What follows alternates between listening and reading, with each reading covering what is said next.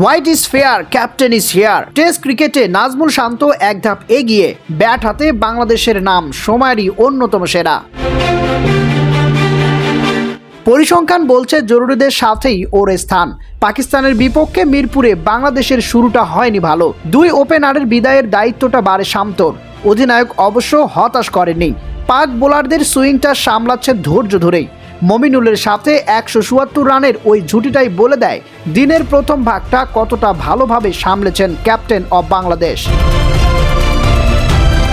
ফরম্যাটটার test বলের হিসাবটাতে তাই গৌণ, তবুও বলা 101 রান করতে খেলেছেন 130 বল। বাউন্ডারি ওভার বাউন্ডারি থেকে শান্তর আদায় 60 রান, বাকিটা সিঙ্গেলস ডাবলস করেই তুলেছেন রানিং বিটুইন দ্য উইকেট। এই শান্ত যেন একটু আলাদাই রয়েছেন, ফেয়ারলেস ফায়ারলেস। টেস্ট ক্রিকেটে শান্তর এই ফর্ম নতুন না গেল।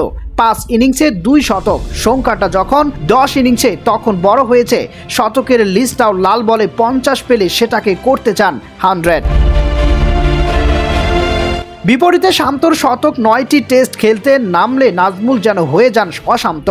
দেশের যে কারো সাথে পাল্লা দিতে পারবেন জানতেন না, তবে এটা কি জানতেন শান্ত কমিটমেন্ট করেছেন Joe Root, Steven Smith, Shubman গিলদের সাথে। নিজের দ্বিতীয় সর্বোচ্চ রানের ইনিংসটাও খেলেছেন। এই সময়ের মধ্যে ছিল 7 শতক ও সেঞ্চুরিকে অভ্যাস বানানো শান্তর সামনে সুযোগ আছে কেন উইলিয়ামসনকে টপকে যাওয়ায় মিরপুরের সেকেন্ড ইনিংসে শান্তর ব্যাটকে খুঁজে পেয়েছে।